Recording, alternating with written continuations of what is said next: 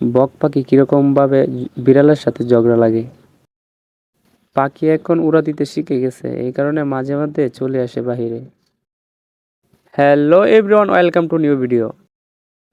বক পাখি খাওয়ার জন্য পাগল হয়ে গেছে, আগের থেকে অনেকটা বড় হয়ে গেছে। কই ছোট বক পাখি আনছিলাম, এখন উড়া দিতে পারে, এখন কাঁচার থেকে বেরিয়েও যায়। তাকে সকালবেলা মাছ খাওয়াইতেছি, মুরগির সাথে আবার যুদ্ধ লাগিয়ে পড়ে। মুরগি কিন্তু বক পাখির সাথে পারে না। সো বক পাখি কিন্তু এ, যে নাম্বার নাম্বার টুট, এই টুট দিয়ে কিন্তু মুরগিকে কামড় মেরে ধরে। এই কারণে বক পাখির সাথে মুরগি পারে না। তারে 3 বেলা মাছ খাওয়াইতে হয়। এই দেখেন, এদিকে একটু চারছি, বিড়ালের সাথে যুদ্ধ লাগিয়ে দিতেছে। সে বিড়ালকে অনেক করে, বিড়াল পাইলে সে যুদ্ধ লাগে। দেখেন কিভাবে যুদ্ধ লাগে।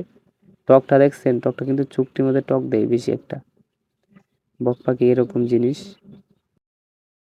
বক পাখির বাসাটা একটু ভাঙ্গা, এই কারণে বক পাখি মাঝে মধ্যে বাইরে চলে যায়।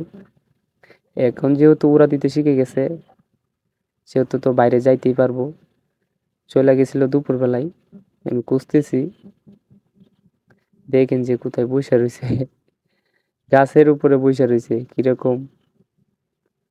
আমি টানতেছি, আইতেছে না, কারণ খোলামেলা জায়গায় পশু পাখি থাকতে অনেক পছন্দ করে। অনেক চেষ্টা করতেছি কিন্তু আইতেছে না, আইতেছে না।